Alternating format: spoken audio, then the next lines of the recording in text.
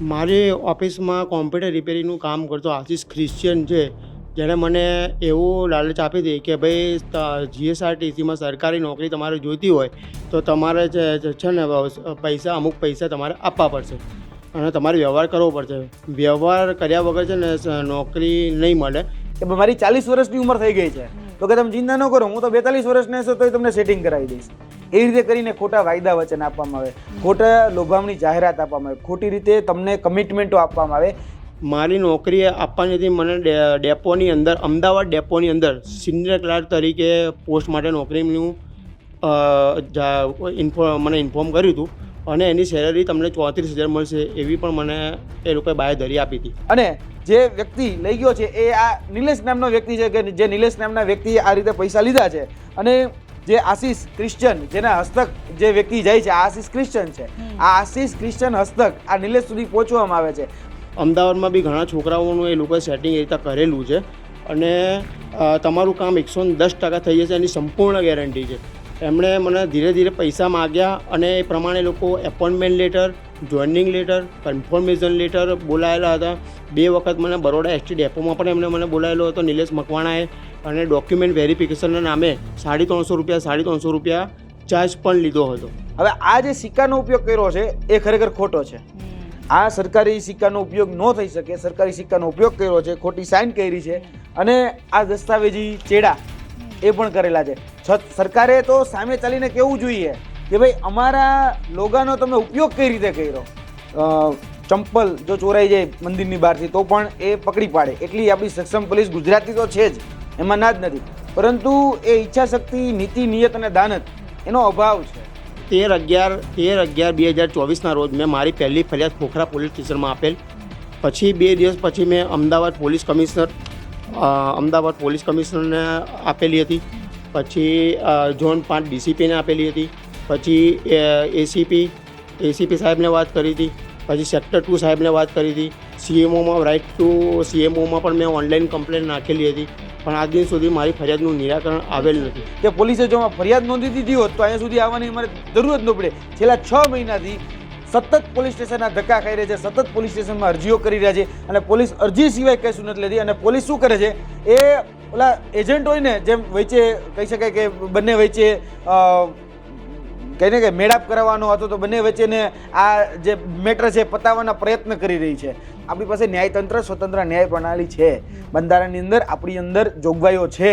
તે બંધારણને નક્કી કરવા દો કોણ ગુનાહિત પ્રવૃત્તિ સાથે સંકળાયેલું છે કે નથી સંકળાયેલું. એટલે પહેલાં તો પોલીસને કહેવા માગીએ છીએ કે તમે જે વ્યક્તિ તમારી પાસે પીડિત આવે છે, જેને એવું લાગી રહ્યું છે કે મારી સાથે ખોટું થયું, તો તમે એફઆઈઆર નોંધો અને પછી એની ઉપર આગળ જે ઘટતી કાર્યવાહી છે તમારે કરવી છે. તમે ફર્સ્ટ ઇન્ફોર્મેશન દાખલ જ નથી કરતા. આ તો ક્યાં નહીં ન્યાય.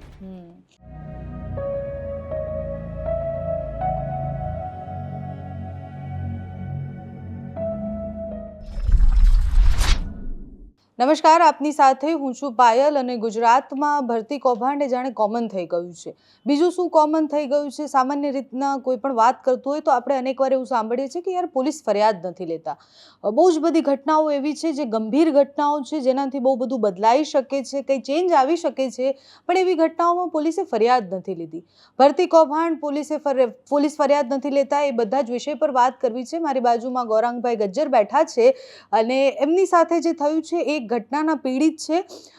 ઠગાઈ થઈ છે. ભરતીના નામે જ્યારે પૈસા લઈ અને તમને નોકરી લગાડી દેવામાં આવશે એવા અનેક કિસ્સા આપણે સાંભળ્યા છે. વધુ એક કિસ્સો છે એની વાત કરવી છે. યુવરાજસિંહ પણ સાથે છે, એમની સાથે આવી ઘટનાઓ બને એ વર્ષોથી તમે જોયું હશે કે યુવા નેતા તરીકે જેટલી પણ ઘટનાઓ હોય છે એમાં સાથે હોતા હોય છે, યુવાનોના સવાલો ઉઠાવતા હોય છે. તો જ્યારે ભરતીની વાત આવે, કોઈ યુવાન પોલીસ સ્ટેશનમાં જાય જેની સાથે ઠગાઈ થઈ છે, એ પોલીસ સ્ટેશનમાં જાય તો પોલીસ એની ગંભીરતા કેમ નથી સમજતું, એ વિષય પર પણ વાત કરીશું. પહેલાં ગૌરાંગભાઈ, તમારી સાથે શું થયું, કેટલા પૈસા લેવામાં આવ્યા, કોને પૈસા લીધા અને શું વાયદા કરવામાં આવ્યા હતા? મારી ઓફિસમાં કોમ્પ્યુટર રિપેરિંગનું કામ કરતો આશીષ ક્રિશ્ચિયન છે, જેણે મને એવું લાલચ આપી હતી કે ભાઈ જીએસઆરટીસીમાં સરકારી નોકરી તમારે જોઈતી હોય તો તમારે છે ને પૈસા અમુક પૈસા તમારે આપવા પડશે અને તમારે વ્યવહાર કરવો પડશે. વ્યવહાર કર્યા વગર છે ને નોકરી નહીં મળે અને તમે જો વ્યવહાર કરી દેશો તો તમને છે ને સરકારી નોકરી તરત જ મળી જશે એની સંપૂર્ણ ગેરંટી. મેં એને કહ્યું કે ભાઈ મારી તો ઉંમર થઈ ગઈ છે, મને ખબર છે કે સરકારી નોકરીનું ધારાધોરણ 35 વર્ષ સુધીનું છે, બરાબર છે, પણ એણે મને કહ્યું કે વ્યવહારથી બધું જ ચાલી જાય છે, બધું જ સેટિંગ થઈ જાય છે. અને મારા મિત્ર નિલેશ મકવાણા છે એનું ઉપરથી નીચે સુધી ફૂલ સેટિંગ છે. અમદાવાદમાં બી ઘણા છોકરાઓનું એ લોકોએ સેટિંગ એ રીતે કરેલું છે. અને તમારું કામ 110% થઈ જશે, એની સંપૂર્ણ ગેરંટી છે. એમણે મને ધીરે ધીરે પૈસા માગ્યા અને એ પ્રમાણે લોકો appointment letter, joining letter, confirmation letter બોલાયેલા હતા. 2 વખત મને બરોડા એસટી ડેપોમાં પણ એમણે મને બોલાયેલો હતો નિલેશ મકવાણાએ. અને ડોક્યુમેન્ટ વેરિફિકેશનના નામે 350 રૂપિયા ચાર્જ પણ લીધો હતો. નોકરી શેની હતી? તમને શું નોકરી આપવાની વાયદો કર્યો હતો? મારી નોકરી આપવાની હતી મને ડેપોની અંદર, અમદાવાદ ડેપોની અંદર સિનિયર ક્લાર્ક તરીકે પોસ્ટ માટે નોકરીનું મને ઇન્ફોર્મ કર્યું હતું. અને એની સેલરી તમને 34,000 મળશે એવી પણ મને એ લોકોએ બાંયધરી આપી હતી. અને કેટલા લોકો આવી રીતના ઠગાયા છે? તમે કેટલા પૈસા આપ્યા હતા એને? મારી જોડે ટોટલ એમણે ડોક્યુમેન્ટ વેરિફિકેશનના નામે 5,000 રૂપિયા લીધા હતા. અને એવી રીતે અલગ અલગ થઈને એને મને ટોટલ 97,200 રૂપિયા આજ સુધી લીધેલા હતા. પછી મેં એને જે બધા એપોઇન્ટમેન્ટ લેટર ને બધું આવ્યું એટલે એ મને તો ખબર પડી જ ગઈ હતી કે આ બધું ફ્રોડ જ છે. એટલે પછી મેં અમદાવાદ ડેપોમાં જાણ કરી. અમદાવાદ ડેપોવાળાએ એમ કીધું કે તમે પહેલાં તમારા પૈસા કઢાવી લો અને પછી તમે FIR દાખલ કરાવી દો. અને પછી મેં પછી તો મને જેવી ખબર પડી જ ગઈ હતી કે ભાઈ આ બીજા મહિનાથી ત્રીજા મહિનાથી કે ભાઈ જેમ ગોળ ગોળ ફેરવતો હતો, કોઈ પણ વ્યક્તિ આપણને ગોળ ફેરવે એટલે આપણને ખબર પડી જાય કે બસ એ ખોટું બોલે છે. એટલે મેં કીધું કે ભાઈ મારે આમાં કશું કરવું નહીં, તું મને મારા પૈસા પાછા આપી દે. તો એ મને નવી તારીખ આપતો ગયો એમ કરીને એ છે ને મને કહ્યું તમારા પૈસા 15 દિવસે આપીશ, મહિનો આપીશ, એમ કરીને અત્યારે લગભગ આ માર્ચ મહિનો ચાલે છે, હજી સુધી મને પૈસા નથી આવ્યા. એક વખત મેં 11મા મહિનામાં મેં પોલીસ સ્ટેશનમાં ફરિયાદ આપી હતી. 11મા મહિના પછી 2 દિવસ પછી ગુજરાત સમાચારમાં એ પ્રેસ નોટ એની આવી ગઈ હતી. તો એ પ્રેસ નોટ મેં છે ને મારા વોટ્સઅપ સ્ટેટસમાં ચડાવ્યું હતું. તો એ ભાઈ નિલેશ મકવાણા છે મને કહે મારી રેપ્યુટેશન ડાઉન થાય છે, તમે આ સ્ટેટસમાંથી તમારું કાઢી નાખો અને હું તમને પૈસા તમારા આપી દઉં. ટુકડે એને મને 70,000 રૂપિયા આપ્યા. બીજા 20,000 બીજા જે 27,200 લેવાના છે એ પૈસા મને મારા પરત આપેલ નથી આજ દિન સુધી. અને મને એમ કહે છે કે તમારું જે તમને જે ભાઈ લઈને આવ્યા હતા આશીષભાઈ કરીને, આશીષ ક્રિશ્ચિયન, તેને 20,000 રૂપિયા કમિશન આપેલું છે. અને એનું એ લોકો કોણ છે જેઓ વાયદો કરી રહ્યા છે કે ભાઈ તમને નોકરી અપાવીશું? એ આશીષભાઈ કોણ છે? નિલેશભાઈ કોણ છે? કોઈ મોટા હોદ્દા પર છે? કશું છે? ના, આશીષ ક્રિશ્ચિયન જે સામાન્ય કોમ્પ્યુટર રિપેરિંગનું કામ કરતો માણસ છે અને વચેટિયાની ભૂમિકા તરીકે એ લાવે છે. છોકરો બધા ગોતીને એ છે ને નિલેશ મકવાણાને આપે છે અને નિલેશ મકવાણા એનું કમિશન આશીષને આપે છે. મારા કેસ નિલેશભાઈ શું કરે છે? નિલેશ મકવાણા એમ કહેતો હતો કે ભાઈ હું ST ડિપાર્ટમેન્ટની અંદર ઓફિસ સ્ટાફમાં નોકરી કરું છું, પણ હાલમાં એવું કંઈ લાગતું છે નહીં કે ઓફિસ સ્ટાફમાં હોય. કારણ કે એને અમદાવાદ ડેપોની અંદર જ્યારે બી અમને લોકોને બોલાવતો હતો, અમારે જે ઘણા લોકોને બોલાયેલા હતા, તો એ બોલાવતો હતો અલગ અલગ છોકરાઓ જોડે મિટિંગ કરતો હતો. અને ત્યાં આગળ સાયન્સ ટી સ્ટોલ કરીને છે, ત્યાં આગળ જ મને તો કાયમ બોલાવતો હતો. અને પછી કે તમે અહીંયા ઊભા રહો, હું તમારા ડોક્યુમેન્ટ ઉપર જઈને હું વેરિફિકેશન કરીને આવું છું. અને એમ કરીને પોતાની ઓફિસમાં કઈ જગ્યાએ બેસતો હતો, એની પોસ્ટ શું હતી, એનાથી મને ટોટલ એને અંધારામાં જ રાખેલો હતો કાયમ માટે. અચ્છા, તો તમને કઈ ડોક્યુમેન્ટ ને બધું તો આપ્યું હશે ને? નિમણૂક પત્ર ને બધું? નિમણૂક પત્ર ને બધું મને આપ્યું છે. એ એને ઈમેલ આઈડી ઉપરથી આપેલું હતું. એને ડુપ્લિકેટ DCC અમદાવાદ કરીને એક ઈમેલ આઈડી એને બનાવેલો હતો. એ ઈમેલ આઈડી ઉપરથી ઘણા બધા લોકોને એને ઈમેલ કરેલા છે. અને તમે ફરિયાદ માટે ક્યારે ગયા પોલીસ સ્ટેશન? કોને ફરિયાદ કરી હતી? મેં 13/11/2024 રોજ મેં મારી પહેલી ફરિયાદ ખોખરા પોલીસ સ્ટેશનમાં આપેલ. પછી 2 દિવસ પછી મેં અમદાવાદ પોલીસ કમિશનરને આપેલી હતી. પછી ઝોન 5 DCPને આપેલી હતી. પછી ACP સાહેબને વાત કરી હતી. પછી સેક્ટર 2 સાહેબને વાત કરી હતી. CMOમાં રાઇટ ટુ CMOમાં પણ મેં ઓનલાઈન કમ્પ્લેન નાખેલી હતી, પણ આજ દિન સુધી મારી ફરિયાદનું નિરાકરણ આવેલ નથી. તમે આ ચેક ને બધું આપ્યું છે, એના પુરાવા પણ છે? હા, એને આરોપીએ મને છે ને નિલેશભાઈ મકવાણા જે છે ને એને મને આ ઓરિજિનલ ચેક આપેલો હતો. આ ચેકમાં ખાતામાં બેલેન્સ હતું નહીં, તેમ છતાં બી એને ખબર હતી કે બેલેન્સ નથી, તો પણ એ ખોટો ચેક આપેલો હતો. એ ચેક 2 વખત મેં નાખ્યો, 2 વખત રિટર્ન થયો. હું 138 કરવાનો હતો તો એને મને રોકી રાખ્યો હતો. એને મને એમ કહ્યું હતું કે ભાઈ હું તમને તમારા પૈસા આપીશ, તમે 138 મારા ઉપર ના કરો. યુવરાજજી, પહેલો સવાલ તો એ જ થાય છે કે આટલા બધા કૌભાંડો થાય, બધું જ થાય, ઘણી બધી વસ્તુઓ પોલીસ ચાહે તો રોકી શકે છે. આપણે પોલીસ માટે હંમેશા એવું કહીએ છીએ કે પોલીસ ચાહે તો એ મંદિરની બહારના જૂતા જે ચોરાયા હોય એ પણ ગોતીને લાવી શકે છે. તો આ બધી જ ઘટનાઓ પછી જ્યારે કોઈ પીડિત છે એ સામાન્ય રીતના પોલીસ પાસે જાય, ન્યાયની અપેક્ષા રાખે, પણ પોલીસ ફરિયાદ જ ન લે, એ તસ્તી જ ન લે એ સાંભળવાની. ખાસ કરીને એમાં ઈચ્છાશક્તિનો અભાવ છે. તમે એક વાત કરી કે ભાઈ ચંપલ જો ચોરાઈ જાય મંદિરની બહારથી તો પણ એ પકડી પાડે, એટલી આપણી સક્ષમ પોલીસ ગુજરાતની તો છે જ, એમાં ના જ નથી. પરંતુ એ ઈચ્છાશક્તિ, નીતિ, નિયત અને દાનત એનો અભાવ છે. છેલ્લા ઘણા સમયથી જોવા જઈએ તો ગજ્જરભાઈ પ્રયત્ન કરે છે કે ભાઈ મારી ફરિયાદ લો. 6 મહિનાથી તો કમસે કમ પ્રયત્ન થઈ જ રહ્યા છે કે 6 મહિનાથી ખોખરા પોલીસ સ્ટેશન હોય કે વટવા જીઆઈડીસી હોય, અમદાવાદ ડીસીપી હોય કે પછી મુખ્યમંત્રી કાર્યાલય હોય, બધી જ જગ્યાએ ફરિયાદ કરે, ધક્કા ખાય છે, રૂબરૂ જાય છે, બધું જ કરે છે, પણ આજ દિન સુધીની ફરિયાદ લેવામાં નથી આવતી. આ હકીકત છે. કેમ કે જો ફરિયાદ લે તો આની ઉપર ખરેખર એક્શન લેવાય, આ બધું અટકે. પરંતુ કહી શકાય કે પોલીસ શા માટે પેલા ફરિયાદ નથી લેતી, એમાં અમારા માટે ટૂંકમાં શંકાનો પ્રશ્ન છે. કારણ કે ભાઈ પોલીસે તો ફરિયાદ લેવી જોઈએ, અને કોણ સાચું કોણ ખોટું તો જસ્ટિફાય આપણે કરવાનું જ નથી. પોલીસનું કામ જો ફરિયાદ લેવાનું, પોલીસ ન્યાયાધીશ નથી.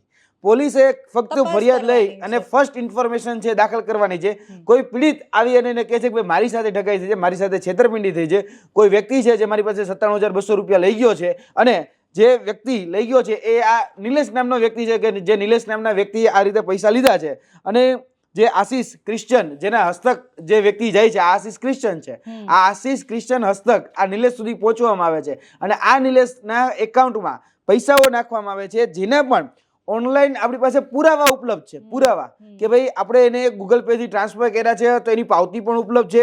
તેની સાથે સાથે આ જે વ્યક્તિ છે એ ખોટા દસ્તાવેજી પુરાવા પણ આપે છે. કેવા દસ્તાવેજી પુરાવા? તો કે ભાઈ આ રીતે જીએસઆરટીસી નું કાર્ડ આપી દેવું, કોઈ પણ વ્યક્તિ એને કહી દેવું કે ભાઈ તને અંદર નોકરી મળી જશે.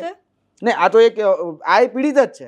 આ મહિલા પણ પીડિત જ છે કે જેને એવું કહી દેવું કે તને નોકરી મળી જશે, તારું આ એપોઇન્ટમેન્ટ કાર્ડ. એ જ રીતે અલગ અલગ કહી શકાય કે એવા જે લોકો હોય એને કાર્ડ આપવામાં આવ્યા, એપોઇન્ટમેન્ટ લેટર આપવામાં આવ્યા, અને તમે જોઈ શકો છો કે ભાઈ આમાં મનોજભાઈ છે, બરોબર. તો મનોજભાઈને એવું કહેવામાં આવ્યું કે તમને મિકેનિકલ સુપરવાઇઝર બનાવવામાં આવે છે. જોબ પ્રેફરન્સ તમે પૂછ્યું તો જોબમાં એને લખ્યું કે જોબ પોઝિશન, તો કે ભાઈ મિકેનિકલ સુપરવાઇઝર. અહીંયા સિનિયર ક્લાર્ક. હા, અહીંયા સિનિયર ક્લાર્કનું કીધું. હવે આ જે સિક્કાનો ઉપયોગ કર્યો છે એ ખરેખર ખોટો છે. આ સરકારી સિક્કાનો ઉપયોગ ન થઈ શકે. સરકારી સિક્કાનો ઉપયોગ કર્યો છે, ખોટી સાઇન કરી છે, અને આ દસ્તાવેજી ચેડા એ પણ કરેલા છે.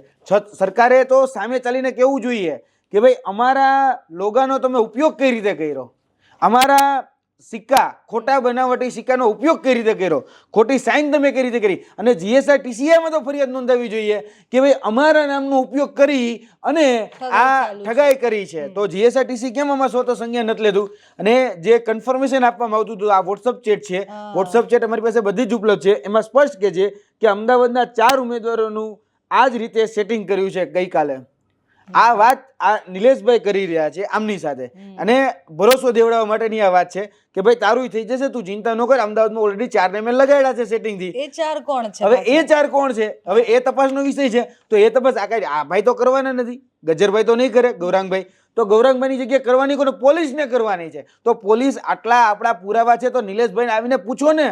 પોલીસે તો ખરેખર આની ઉપર પેલા એફઆઈઆર દાખલ કરી અને જેલની કસ્ટડીમાં નાખીને પછી આની ક્રોસ ઇન્ક્વાયરી કરવી જોઈએ. પણ પોલીસ એ સાવ કહી શકાય કે એક એવી ભૂમિકામાં આવી જાય છે કે સેટલમેન્ટ કરી નાખો. કારણ કે તમે જ કહો છો એ પ્રમાણે 5 લાખ સુધીના તો પૈસા નિલેશભાઈને આપ્યા છે. તો એવા તો કેટલા બધા લોકો હશે કે જેની પાસેથી એને આપણી પાસે એવા પુરાવા છે કે 5 લાખ સુધી તો આપ્યા જ છે.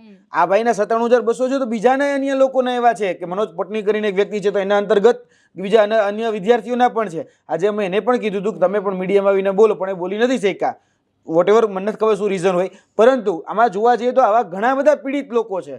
આજે જોવા જઈએ તો આની અંદર હું તમને એક ઓડિયો પણ આપું છું. એ ઓડિયોની અંદર એ ભાઈ સ્પષ્ટ કે છે, નિલેશભાઈ પોતે એવું કે છે કે ભાઈ મેં 45 લોકો પાસેથી પૈસા લીધેલા છે અને 45 લોકોને આ રીતે ઠગાઈ કરેલી છે. એટલે વિચારો તો 45 માંથી જે લોકો આજે સામે આવીને ફરિયાદ નોંધાવવા માંગે છે, ધારો કે ગજ્જરભાઈ છે, ગૌરાંગભાઈ, એને સામે આવીને કીધું ભાઈ મારી સાથે ઠગાઈ થઈ, નો આપવા જોઈએ પૈસા. આજે એને પ્રેસ કોન્ફરન્સ કરીને કીધું કે ભાઈ નો આપવા જોઈએ પૈસા, પણ મેં આપી દીધા. હવે ભૂલ થઈ જાય હું સ્વીકારું છું, પણ પોલીસ ફરિયાદ નોંધે. પણ પોલીસ ફરિયાદ નથી નોંધી. તકલીફ ત્યાં પડે છે કે પોલીસે જો ફરિયાદ નોંધી દીધી હોત તો અહીંયા સુધી આવવાની અમારે જરૂર જ ન પડે. છેલ્લા 6 મહિનાથી સતત પોલીસ સ્ટેશનના ધક્કા ખાઈ રહ્યા છે, સતત પોલીસ સ્ટેશનમાં અરજીઓ કરી રહ્યા છે અને પોલીસ અરજી સિવાય કશું નથી લેતી. અને પોલીસ શું કરે છે, એ ઓલા એજન્ટ હોય ને, જેમ વચ્ચે કહી શકાય કે બંને વચ્ચે કહીને કે મેળાપ કરાવવાનો હતો, તો બંને વચ્ચેને આ જે મેટર છે પતાવવાના પ્રયત્ન કરી રહી છે. તમે સામેવાળાને એવું કહે તું આના પૈસા દઈ દેજે, આને એવું કહે છે કે ભાઈ તમારે ફરિયાદ નોંધાવવાની જરૂર નથી, સામેવાળો તમને પૈસા દઈ દે. આ સેટલમેન્ટ.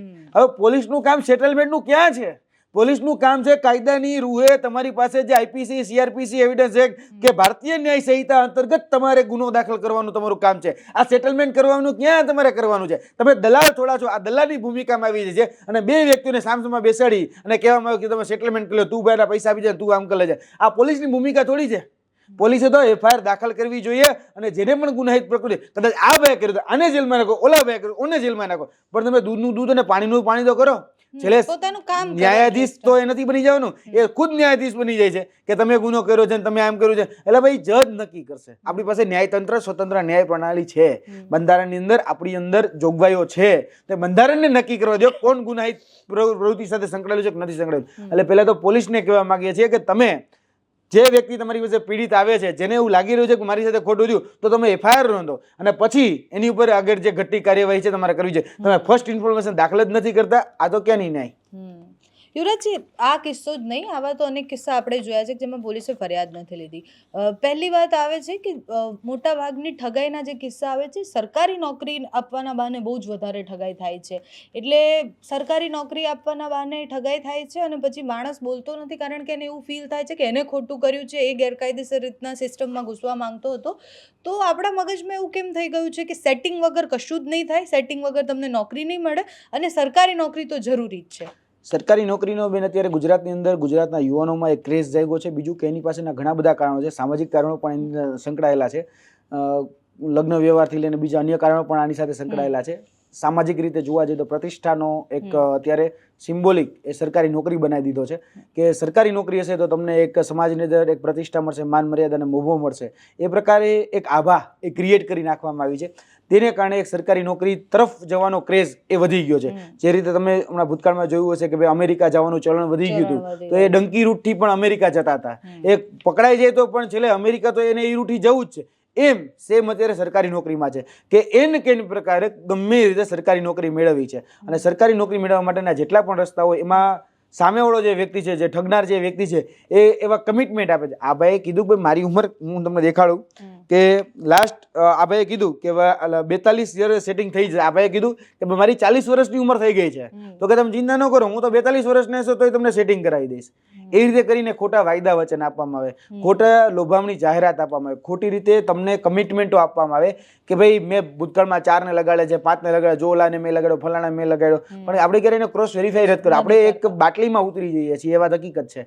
અને બાટલીમાં ઉતરી જઈએ છીએ પછી આપણે જ્યારે ઠગાઈ ગયા અને પછી જ્યારે આપણા પૈસા જતા રહે છે, સમય જતો રહે છે, પછી કશું કંઈ આવતું નથી, ત્યારે આપણે ખબર પડે છે કે આપણે ભાઈ છેતરી ગયો. તો તમારા એટલે કે જમાવટના માધ્યમથી એક વિદ્યાર્થીને પણ અપીલ કરવા માંગુ છું કે જે પણ લોકો તમારી સાથે આવી લોભ, લાલચ કે લોભામણી કોઈ પણ વાત કરે કે કોઈ પણ પ્રલોભન આપે તો એ પ્રલોભનમાં ન આવવું જોઈએ. તમને કોઈ પણ આવી વાત કરે છે તો એને ઉજાગર કરો, તમારે ઉજાગર કરવાનું છે જે પણ હોય. આજે કદાચ ગૌરાંગભાઈ ભલે મોડા તો મોડા બહાર તો આવ્યા ને, આજે ખબર તો પડી કે જીએસઆરટીસી ની અંદર આ રીતે આવો કોઈ વ્યક્તિ છે નિલેશ નામનો અને જે પૈસા લઈ રહ્યો છે. આજે એક વ્યક્તિ બહાર આવ્યો છે તો બીજા 45 વ્યક્તિઓ પણ બહાર આવશે અને કહેશે કે ભાઈ હા સાહેબ અમારી સાથે ઠગાઈ થઈ છે. તો તમારી સાથે ઠગાઈ થઈ છે, ભવિષ્યમાં બીજા હારે ન થાય, તમારા ભાઈ બહેન સાથે કે મિત્ર સાથે કે કોઈ વડીલ સાથે ન થાય, તો એના માટે તમારે બહાર આવીને કહેવું પડશે કે ભાઈ હા હું છેતરાનો છું, તમે ન છેતરાતા. આજે આપણે ઠોકર ખાઈ લઈએ મેન તો બીજા ઠોકર ન કહીને આપણે એને સચેત કરીએ કે ભાઈ હું જાગૃત થઈ ગયો છું, હું પડ્યો છું, તમે ન પડતા. તો એ રીતે ગુજરાતના યુવાને ધ્યાન રાખવાનું છે કે આવી કોઈ પણ લોભામણી બાબત હોય, લોભ લાલચ કે કોઈ પણ પ્રકારના પ્રલોભનો હોય સરકારી નોકરીને આપવાના બાબતમાં,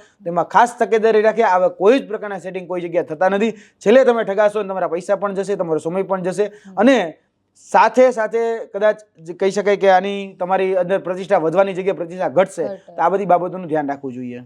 okay, thank you so much Yuvrajsinh. અને આખી ચર્ચા પછી તમને જે રીતના યુવરાજસિંહે કીધું એ ખૂબ સાચી વાત છે. શોર્ટકટથી ક્યારેય કોઈને કશું મળતું જ નથી. આપણે આ કોઈ પહેલો કે છેલ્લો કિસ્સો નથી બનવાનો કે એ પહેલી વાર કે છેલ્લી વાર છેતરાય એવું નથી.